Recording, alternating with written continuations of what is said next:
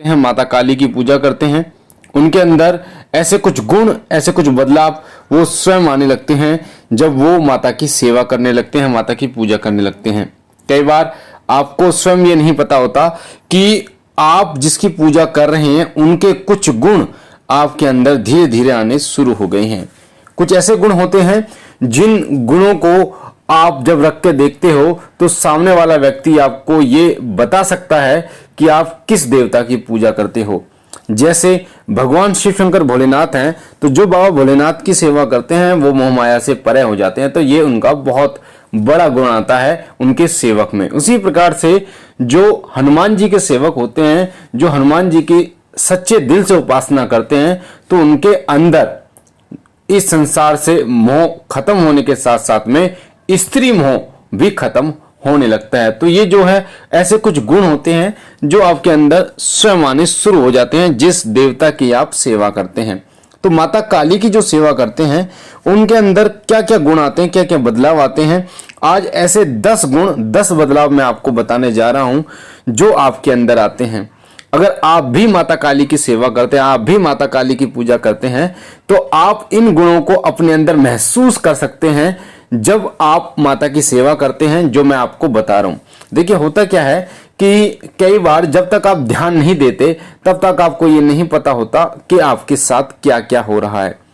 आप सामने वाले व्यक्ति के गुण और अवगुण आप गिना सकते हो, उसकी जो जिंदगी है वो आपकी आंखों के सामने एक पिक्चर की तरह चलती है, पर आप अपनी जिंदगी के गुण और अवगुण नहीं देख सकते। जो लोग बहुत अकेलेपन में बैठकर अपने बारे में सोचते हैं, अपने आत्म ज्ञान के बारे में सोचते हैं, यानी अपने आप को जब खोजते हैं तब उन्हें पता चलता है कि मेरे अंदर कितने गुण और कितने अवगुण हैं, पर अधिकतर लोगों को पता नहीं होता कि उनके अंदर क्या गुण है क्या अवगुण है। तो जो माता काली की सेवा करते हैं वो इन गुणों पर ध्यान दें कि अगर ये गुण आपके अंदर भी आ रहे हैं, अगर ये बदलाव आपके अंदर भी आ रहे हैं, तो कहीं ना कहीं माता काली की कृपा आपके ऊपर है।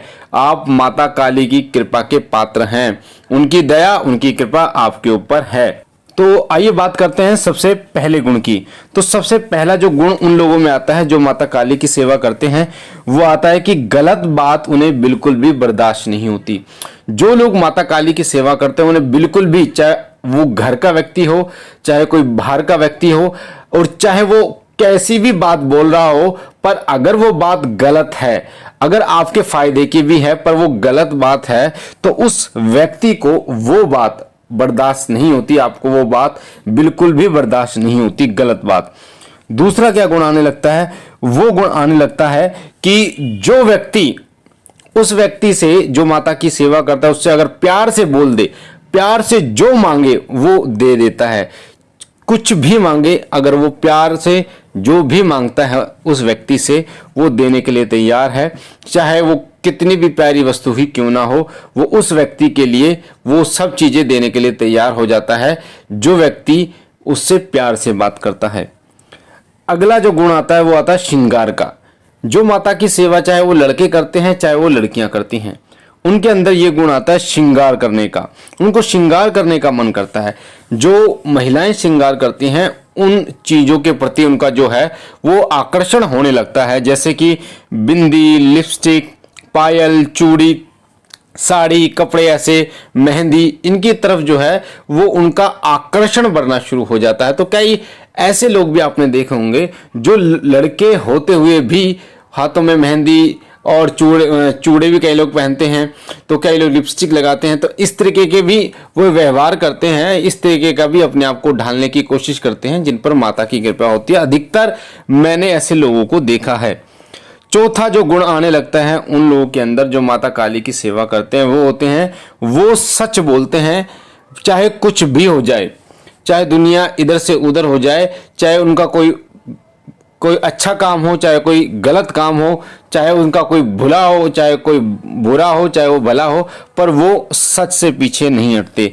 तो जो माता काली के सेवक होते हैं वो कभी भी झूठ नहीं बोलते, वो सच बोलते हैं।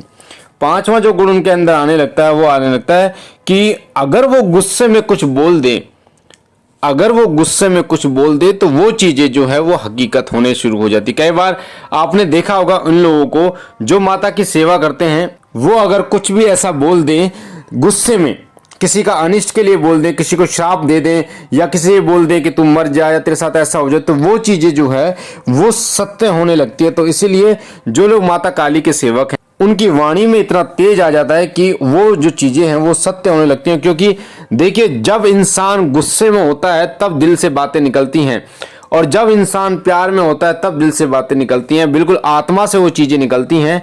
इसलिए कहा जाता है कि आत्मा से जो दुआ दी जाती है वो कभी भी खाली नहीं जाती। छठा जो गुण आता है माता काली की जो सेवा करते हैं उनके अंदर आता है कि अगर किसी गरीब को, किसी लाचार को वो देख लें तो उस पर वो सब कुछ अर्पण करने के लिए तैयार हो जाते हैं, अपने मुंह का निवाला भी उस व्यक्ति को देने के लिए तैयार हो जाते हैं। ऐसा गुण उनमें माता की कृपा से विकसित होता है कि वो उस व्यक्ति के लिए कुछ भी करने के लिए तैयार हो जाते हैं।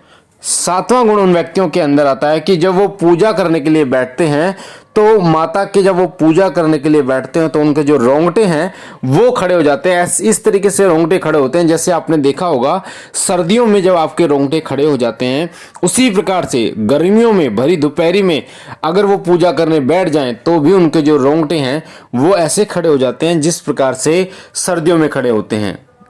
आठवां जो गुण उन व्यक्तियों के अंदर आता है वो आता है कि वो निडर बन जाते हैं। जो व्यक्ति माता काली की सेवा करते हैं उन्हें किसी भी तरीके का भय नहीं होता, चाहे वो सांसारिक भय हो, चाहे वो मृत्यु का भय हो, चाहे भूत प्रेत आदि से भय हो, वो निडर बन जाते हैं। उनके अंदर ये गुण अपने आप विकसित हो जाता है कि माता की कृपा से वो डरते नहीं हैं। और नौवां जो गुण होता है वो होता है जब वो भजन सुनते हैं, कहीं भी अगर वो भजन सुनते हैं तो उनका जो मन है वो झूमने को करता है, उनका मन ऐसे करता है कि वो नाचने लगे, उनका जो मन ऐसे करता है कि वो झूमने लगे। तो ये चीज़ें जो है ये उन्हीं लोगों के साथ होती हैं जो माता काली की सेवा करते हैं। ये गुण उनके अंदर, ये बदलाव उनके अंदर आने शुरू हो जाते हैं। 10वां जो गुण आता है उनके अंदर कि अगर वो अपने दिल से, अपने मंदिर से धूपबत्ती की, अगरबत्ती की भभूत भी उठा के दे देते हैं तो वो भी कार्य करते हैं। अगर उन्होंने दिल से अपने मंदिर की कोई भभूत भी उठा के दे दी, चाहे वो धूपबत्ती की, अगरबत्ती की है, और माता का नाम लेकर, माता के दुहाई देकर अगर किसी व्यक्ति को वो दे दी जाती है तो वो 100% वो कार्य करती है। अगर वो कार्य करती है तो माता की कृपा है ही है, क्योंकि ये संकेत माता की तरफ से होता है। कोई भी व्यक्ति जो है ऐसे ही किसी को नहीं दे देता, जब माता की आज्ञा होती है तभी ये चीज़ें होती है कि आपका मन ऐसे करता है कि मैं ये मंदिर की भभूत उठा के इसे दे दूँ तो ये ठीक हो जाएगा।